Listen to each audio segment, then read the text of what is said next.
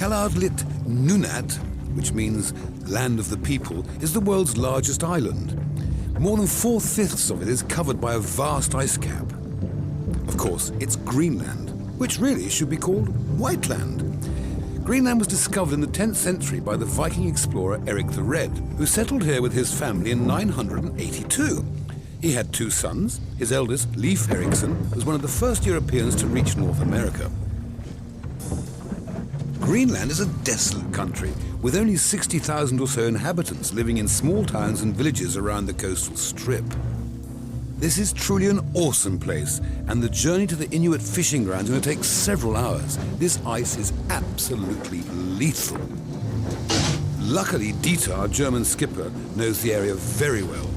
Even so, it's a nerve-wracking experience, and should our little glass fibre boat get smashed by the ice, you won't have to watch the rest of the programme, because you only survive for about 1 minute in the water in these temperatures. Well, it had to happen. After 8 hours of bouncing off the ice, we've ground to a complete halt. The props are twisted, the props are off Stan and the captain are down there trying to repair them, but they can only work underwater for seconds at a time because it's minus about 800 degrees, so it's very, very difficult. And we are inexorably and inevitably floating into the ice, which is being dragged off of the glacier there, and we'll get trapped in this lot in a minute. Well, it seems that on these programmes, boats and me don't get on too well. Dankeschön. And it's a bit worrying. Even the director is ice jousting in what I might say is a rather futile attempt to keep us from getting into this lot, because it is inevitable.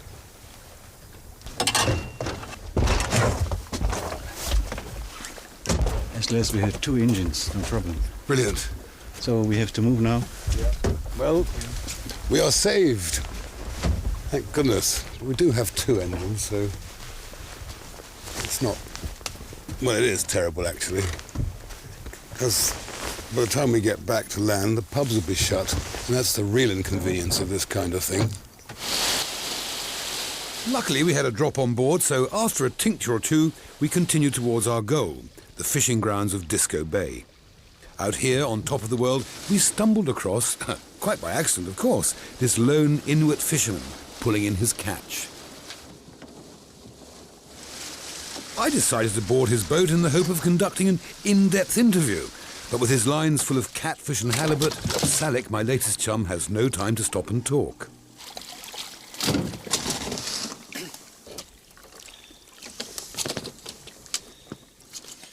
The fishing industry is vital to the economy, and it goes on all the year round. But in the winter months, Salik will fish by cutting holes in the ice and using long lines with loads of hooks which are left out overnight. And then in the morning, in his small boat, he can pull in some 100 kilos a day.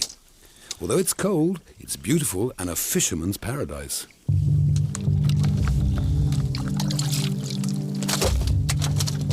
Because of the harsh climate, nothing grows on Greenland, and apart from fish, seal and whale are hunted around the coast to form the staple diet.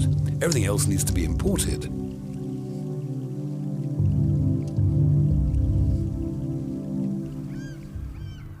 Jacobstown in mid-summer. This is the main harbour where all the little fishing boats bring their halibut to be distributed around the world.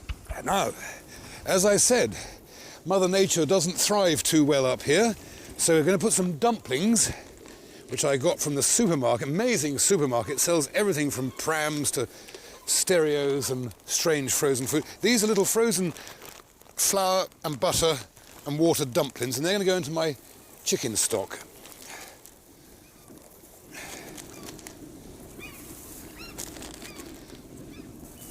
Like so.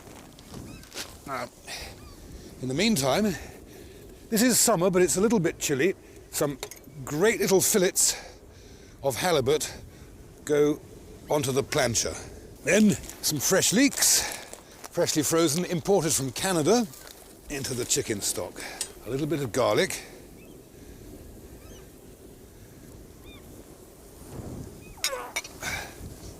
See how these are getting on. Ah, they are cooking, but only just. A squeeze of lemon on each of those. And then little bit of chopped onion, again imported from far away. Some fresh chives, freshly frozen in their little box.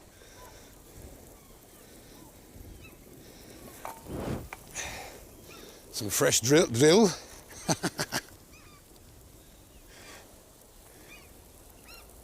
Goes into there too.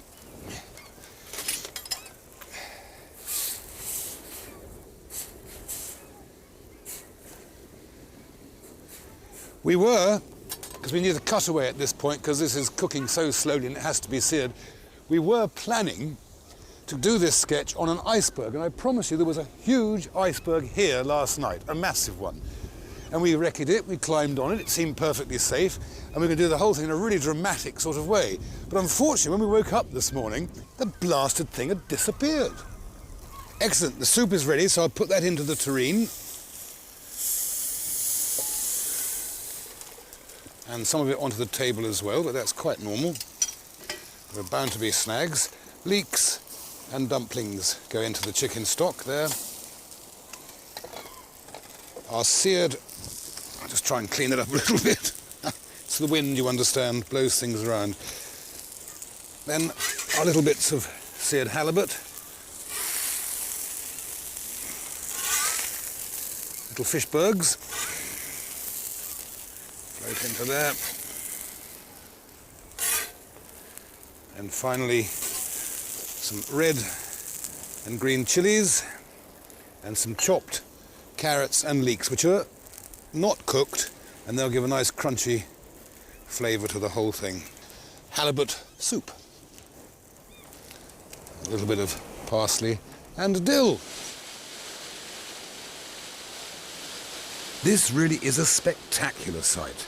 The glacier, which is thousands of years old, has reached the sea, and great chunks of ice will break off, forming icebergs, which will drift on their long journey to the warmer waters. Well, this is about the end of the line. Unless you're a Nansen or a Fiennes or somebody like that, it's just a question of grief, dog sledges to the North Pole. And this is also, of course, where these terrifyingly beautiful icebergs are born when they crack away from this glacier, or glacier.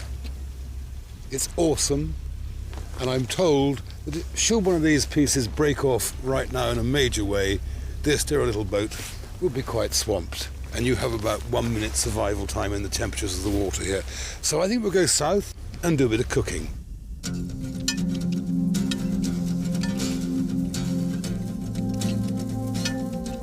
Compared with the last location, now that we're free of snow and ice, here in southern Greenland is positively tropical.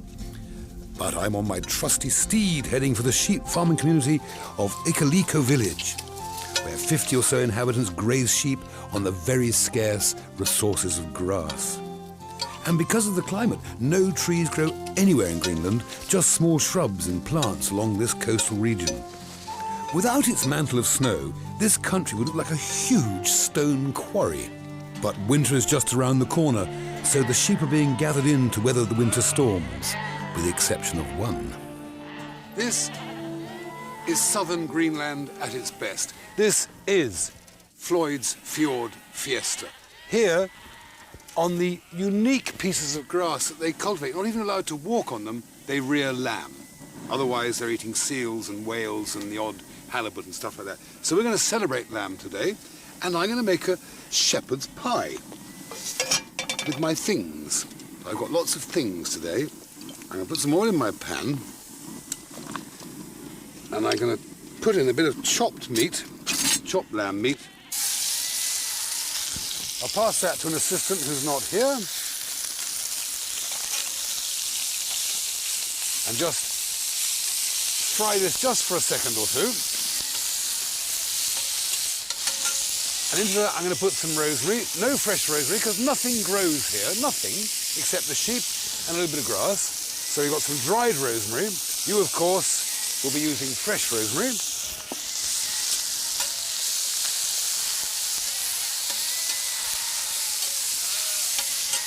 And we add a bit of salt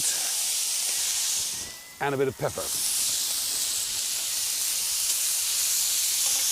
Then we can turn the gas off.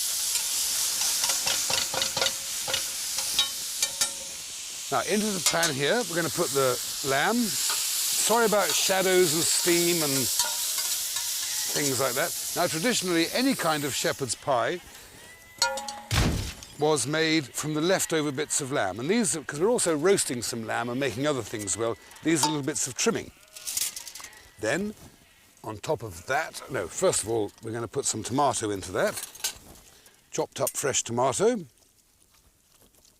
This is a very economical dish to use up little bits of leftovers. I'm going to throw that away. I have a person who collects these things. You see when I throw things away like that. I'm going to add some garlic into that. I'm going to add some onions that I've already fried just very lightly. Bits of onion into there. This is an exhilarating, it's my word for this series, for the reporters that complain about my cliches. I used to say my newest chum, and I used to say it's, brill, but now it's exhilarating. So you can all write and complain about that. What you can't complain about is the beer.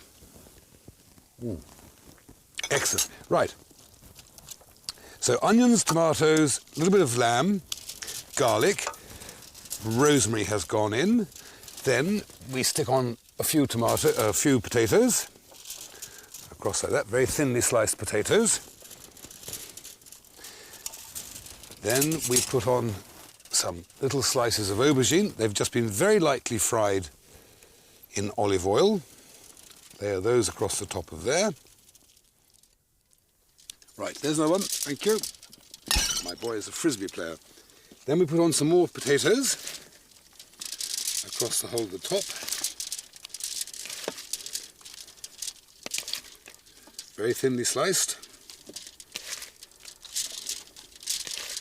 And because of the incredibly advanced technology that we have here in Greenland, in the youth hostel where I stayed last night, just down there in this little community of 50 or 60 souls, that's all, little youth hostel, I made some bechamel sauce. Well, I didn't actually make it.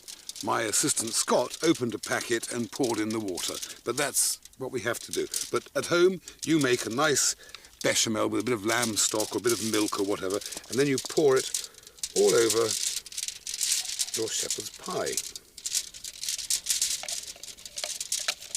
which is absolutely excellent. I can throw that away now. Thank you. Now, Vlad, what we're very proud of is our oven. We have actually built our own oven. And this will go into the oven for about 40 minutes at wood mark 3 or possibly 6, and it's over here. So I want you to, however difficult it is, walk all the way around and show off our oven.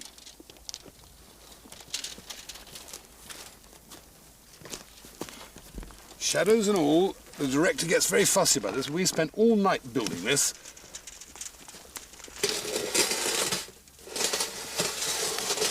The shepherd's pie goes in to the oven. With my special cloth, I close the doors. Quite with some difficulty, probably. I thought we should also do a little bit of roasted lamb. And I have a piece of boned out shoulder of Greenland lamb, which I'm going to stuff. That's the lamb. I'm going to put some breadcrumbs into my bowl here. Throw that to my assistant, who is missing. That's a pity. You can always fire him later. A couple of eggs into that.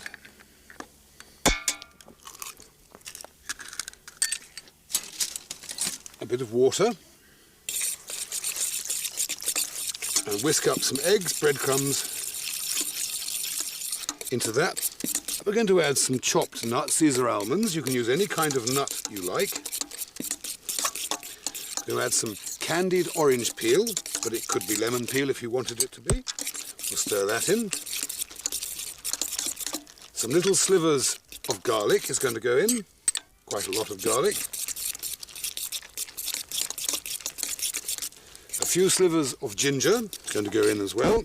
Some organically grown, vegetarian-style Scandinavian apricots. They haven't been sprayed by anything. little bit of chopped apple. It's going to go in.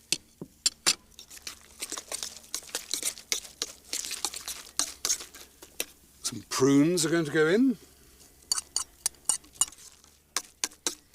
A little bit of olive oil.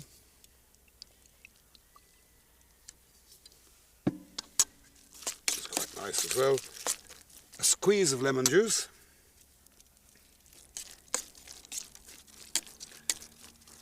Now ideally I would have liked to have put in some fresh herbs, but we can't get any fresh herbs, so I'm going to add a little bit more of dried rosemary into that.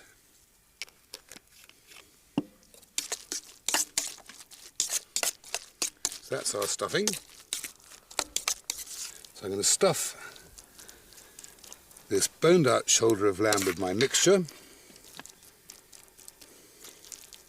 Probably, maybe that's a little bit too much, but we'll see. Any excess we'll get rid of. We roll that up like that. And then somewhere here, my wire, very important. I'm going to tie this neatly up.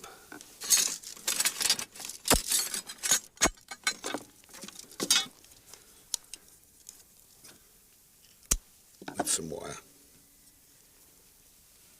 And put it along with my shepherd's pie into the oven.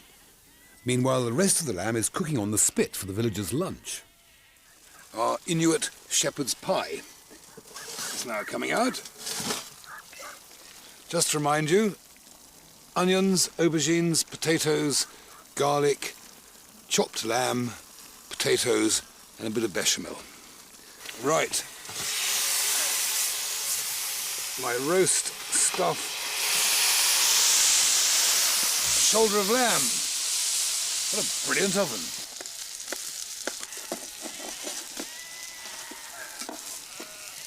I'm absolutely delighted with that. Absolutely delighted.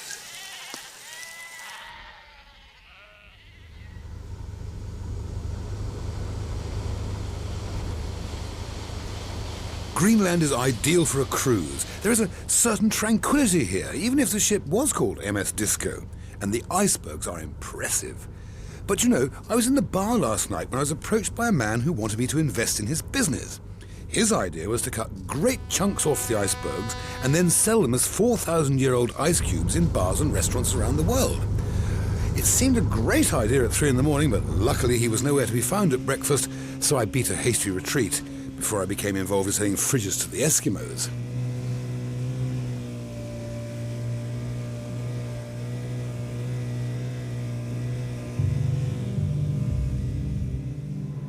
This is the deserted village of Kulisat on the southwest coast of Greenland. In the 1920s, it was a successful coal mining community. Then Greenland was a Danish colony, until 1953 when it became part of Denmark. And the Danish parliament decided to close down the mining village in 1972 for economic reasons. The residents refused to leave, and a long battle raged to save their jobs. And on the day of the evacuation, the islanders systematically smashed up their houses and belongings. They left the island with a few personal items and were resettled on the mainland. Nowadays, the only contact they have with their homeland is to return to bury their relatives.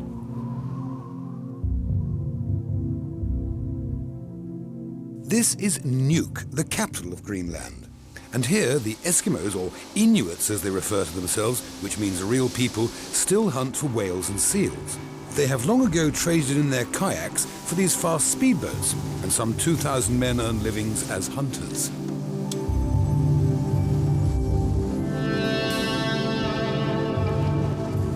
Seals can easily outmaneuver the boats, so once the hunter sights a group, he fires off a round. The seals quickly dive below the surface for a few minutes, and when they come up for breath, the hunter hopes to be in a position to shoot them. But this is a tricky business, as the boats are bouncing all over the place, so they can easily miss the target. The chase took several hours until this group of seals were trapped in a small bay.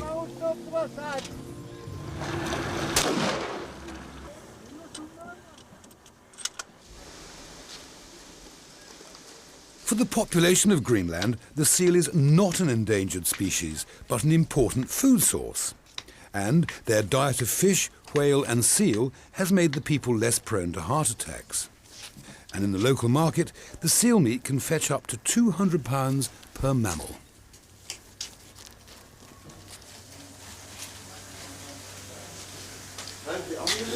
I'm beginning to discover some really extraordinary things about a seal. For example, it's like a pig. These are the spare ribs. This is the fatty bacon. Here is the kidneys. Here is the loin. Here is the liver, the chitlins, the kidneys, the spare ribs. It is absolutely clear that it's an animal absolutely rich in food content. Now, this little cooking sketch is what I call my Arctic feast for two. Minimum of 2 persons, 24 hours notice required. Might be, possibly, as long with my hat, slightly offensive to some of you. But here in Greenland, for centuries and centuries, the staple diet of the islanders has been seal and whale. Here I have a topside of whale, as I'm going to call it, and a fillet of seal. Now, normally here, the whale is fried with onions, rather like liver and bacon with onions kind of thing, and the seal, to my taste, is put into a monstrous kind of stew along with all its blubber. It's apparently very good for you. Greenlanders have one of the lowest heart attack rates in the world because of their diet. Not my way. So I'm going to do this sort of Asian, Indian, Arctic feast, I hope. Right.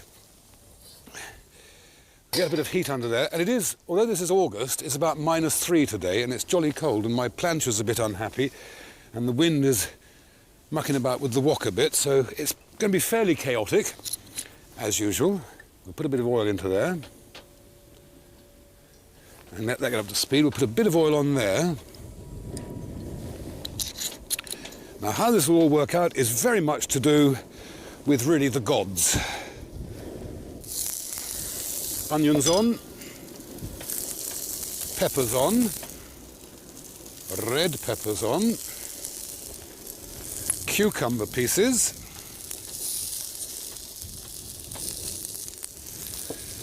pineapple pieces. They can all start to go out of the way. And spring onion pieces.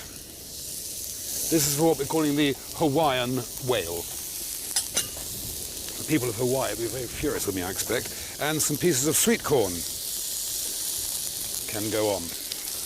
Those can go out of the way. And a little bit of salt, which I've forgotten to open, and go over all of that. Now we'll leave that there just for a second or two while we start the seal curry.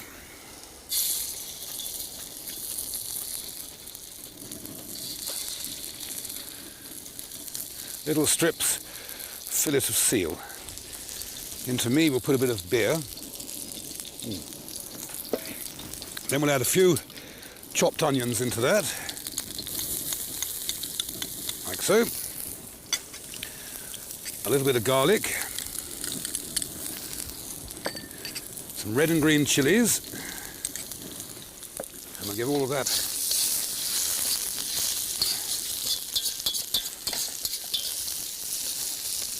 a little bit of a stir. Little salt. Where's my salt? Meanwhile, over here, things are cooking quite nicely, so we can stir them around a bit now. I've got some ground ginger. Stir into there. Some ground coriander. Marsala.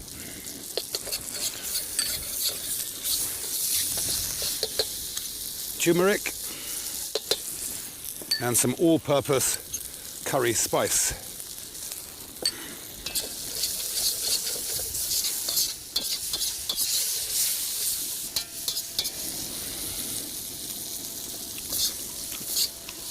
It's actually jolly tasty, I have to say that. Not dissimilar really to reindeer, not dissimilar to well-hung beef. And however, the way it's cooked here very often, it ends up tasting like liver. Now we'll have a little bit of chopped tomato in the juices.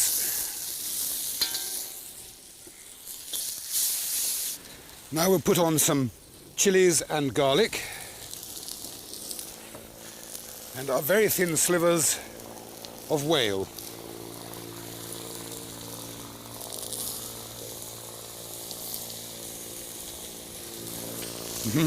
Little lemon juice.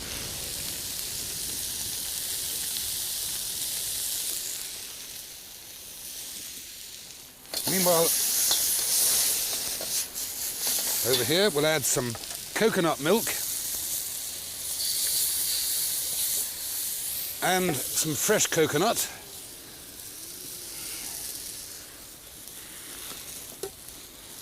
Right, that's virtually cooked. A little bit of soy sauce.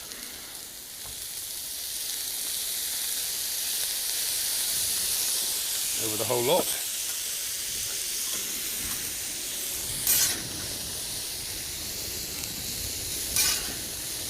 Vegetables in first, then the meat.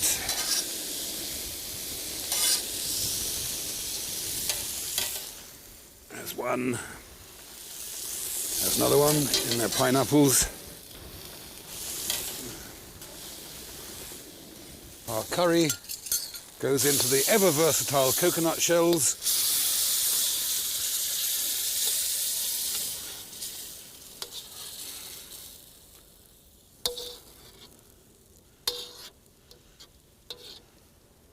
Like so.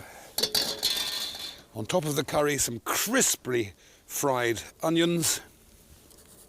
Very, very crispy fried onions. A few chives, any herb. Coriander would have been nice, but I couldn't get any. Wild rice underneath. Lemons and limes, mango chutney and poppadoms. 24 hours notice required. Minimum 2 persons. I thank you. In South Australia I was born. Heave away, haul away. South Australia, round Cape Horn. And we're bound for South Australia. Haul away, you rolling king. Heave away, haul away. Haul away, and you hear me sing. And we're bound for South Australia. Well, I skipped her up and I skipped her down. Heave away.